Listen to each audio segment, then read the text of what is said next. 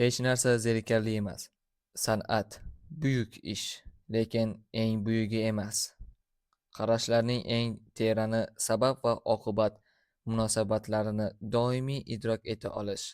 Boshqacha qilib aytganda, koinotning uzluksiz rivojlanishini idrok etish, yana ham boshqacharoq aytadigan bo'lsak, evolyutsiyaning o'sishini idrok etishdir. Qachonki inson yetakchi haqiqat bo'lmish, hech narsa besabab sodir bo'lmasligini anglab yetsa, nafaqat keng fikrni, balki katta yurakni ham o'stira oladi. Soatingizni yo'qotib qo'yishingiz qiyin, lekin o'g'rilar ko'p. Ilmiy jihatdan qanchalik tushunarli bo'lsa, shunchalik qiziqarli bo'lgan ikki omil irsiyat va muhit tufayli mana shu holatga kelib qolgan degan xulosaga keladilar va siz zavq bilan bo'lmasa ham har qanday holatda sizni qayg'uga botishdan to'xtatib qoladigan falsafa bilan yangi soat sotib olasiz. Ya'ni siz o'g'ri o'z-o'zidan bu holga kelmaganini, buning sabablari borligini va oqibati soatingizning o'g'irlanishi ekanini tushuna olasiz.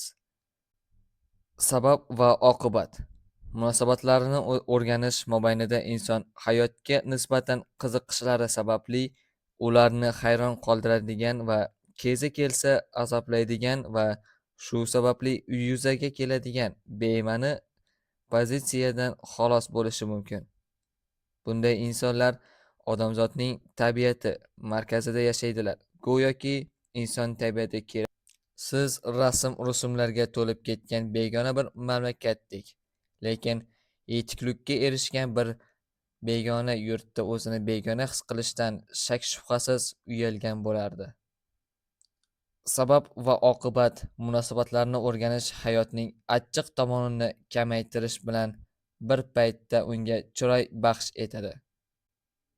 Evolyutsiyaning shunchaki bir atamasi sifatida qabul qiladigan kishi dengizga avgust oyida atigi uchish yilning evaziga bron qilinadigan arzonroq sayohat chiptasi evaziga bora oladigan ulkan va zerikarli bir tomosha sifatida qaraydi.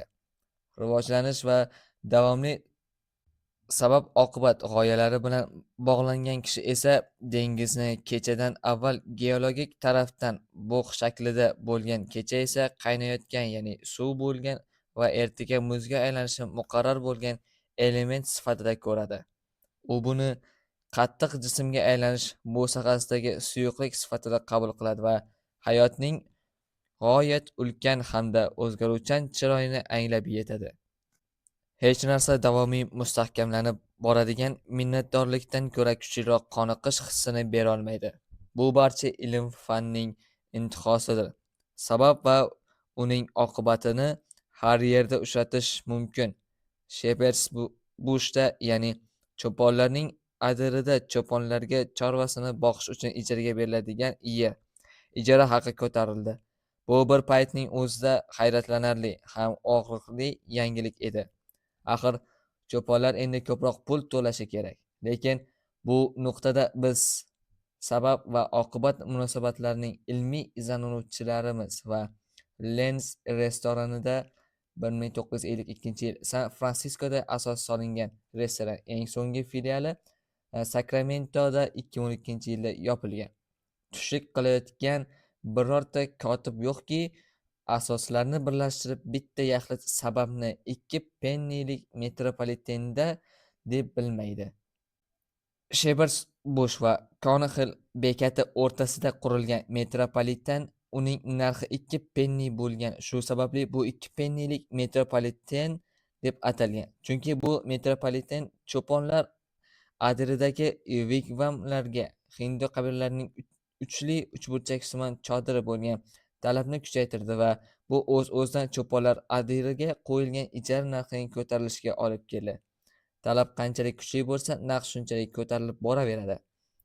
Juda oddiy deysiz, mensimaygina. Hamma narsa koinotning murakkab muvozanati ham agar yetarlicha taxmin qila olsangiz, nihoyatda oddiy. Muhtaram kitobxon, balki siz yer-mulk, katta yer yoki korxonalar majmuasi egasining kotibidirsiz. San'atdan Nafratlanishingizga qaramasdan barhayot qalbingizga ma'naviy ozuqa berishni xohlarsiz. Lekin ishingiz juda zerikarli bo'lgani tufayli unga nisbatan o'zingizda qiziqish paydo qila olmayotgandirsiz. Aslida hech narsa zerikarli emas. Hayotning ulkan va o'zgaruvchan chiroyi mulk egasi makonida ajoyib tarzda ko'rsatib qo'yilgan. Nima? Oksford ko'chasi tiqilinchdan bekilib qolgan edi.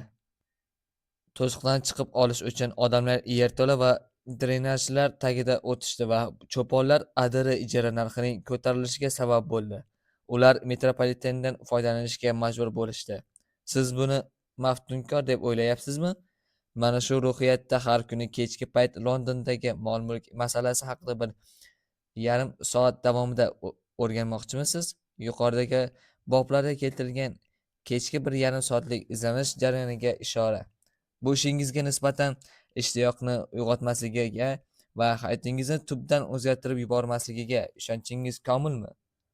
Ishxonangiz yoki uyingizga yetib olishda bundan ham qiyin vaziyatlar bo'lishi mumkin. Sabab va oqibat munosabatlarining tabiiy natijasi o'laroq nega Parijning eng uzun va eng to'g'ri ko'chasi millarga cho'zilgan bir paytda Londonning eng tekis va eng uzun ko'chasining uzunligi atigi 1 yard va kengligi yarim yard ekanini aytishga qodir bo'lasiz. O'z qarashlarimni ma'qullaydigan namuna sifatida mol-mulk egasi kotibini tanlab biroz adashganimni aytarsiz ham. Masalan, siz bank xodimisiz. Deyarli siz Walter Batjonning Lombard ko'chasi nomli o'sha jo'shqin romantik ilmiy izlanishlarga bag'ishlangan asar deya uning aslini bekitishadi. Asarini hali o'qib ulgurmadingiz. Menga qadrdon bo'lgan janob, agarda siz bu asarni boshlaganingizda va har kecha atigi 90 daqiqadan o'qishni davom ettirganingizda edi, ishingiz siz uchun qanchalar maftunkor bo'lishi mumkinligini tasavvur ham qilolmaysiz. Shunda inson tabiati yana ham aniqroq anglab yeta boshlagan bo'lardingiz. Siz shaharda qamalib qolgansiz, lekin mamlakat bo'ylab o'tkaziladigan ekskursiyalarning va yovvoyi tabiatning shak shubhasiz qalblaringizni yashnatuvchi xilma-xillikning oshibtasisiz. Shunday ekan, nega shippaklaringizda bo'lsa ham eshikni ochib, uyingizdan tashqariga chiqmaysiz? Eng yaqin joydagi kapalak to'rlari bilan o'rilgan tungi ko'cha chiroqlari atrofida eng keng va eng kam tarqalgan kuya kapalak turlarini tomosha qilmaysiz. Shu yo'sinda olgan bilimlaringizni bir-biriga uyg'unlashtirib, yaxlit tizim barpo etmaysiz. Hech bo'lmasa, nimadir haqida nimanidir o'rganmaysiz. To'laqonli hayot kechirish uchun o'zingizni san'atga ham, adabiyotga ham bag'ishlashingizning hojati yo'q.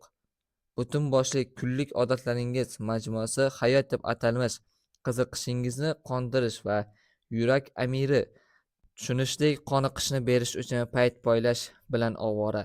San'at va adabiyotning har bir jabhasini yoqtirmaydigan inson sizning vaziyatingiz bilan ishlashga va'da bergan edim va va'damning ustidan chiqdim. Endi judayam ommabop bo'lgan vaziyat. Mutolaani jon dilidan sevadigan kishilarning yordamiga oshiqaman.